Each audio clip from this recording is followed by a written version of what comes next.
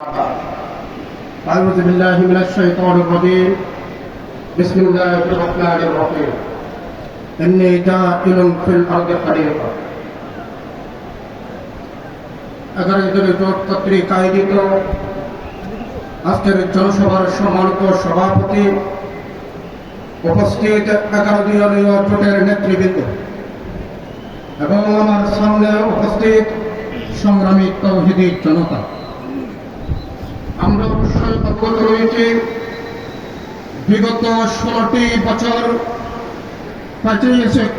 হাসিনার লালুয়া বাহিনীর মাধ্যমে বাংলাদেশের মুক্তিকামী মানুষদেরকে নিরাপদে বসবাস করার মতো বাংলাদেশের সুযোগ দেওয়া হয় না। সাথে সাথে বলতে চাই, যারা নব্য হওয়ার জন্য আশা করেছেন তাদের জন্য বড়ার কুড়াতে আপনারা পালিয়ে যাওয়ার জন্য প্রস্তুতি গ্রহণ করুন। আগামী 12ই ফেব্রুয়ারি জনগণের রায় হবেন, এই দেশ ইনসাফের রাষ্ট্র কায়েম হবে। আগামী 12ই ফেব্রুয়ারি জনগণের রায় হবেন, এখানে রাষ্ট্র গঠন করবে। সাথে সাথে বলতে চাই, ব্যালটের মধ্যে দুটাই পদ্ধতি। একটা হলো ব্যালটের মধ্যে মার্কা থাকবে, আরেকটা ব্যালটের মধ্যে হা এবং না থাকবে।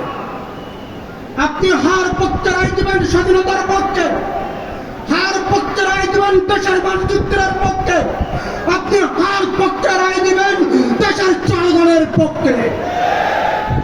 আপনি নার পক্ষে রায় দিবেন ফ্যাসিস্টদের পক্ষে, আপনি নার পক্ষে রায় দিবেন দেশের গণতন্ত্রের বিপক্ষে, আপনি নার পক্ষে রায় দিবেন ফ্যাসিস্ট বাহিনীদেরকে পুনরায় এই দেশে পুনর্বাসন করার ব্যবস্থা করে দিবেন।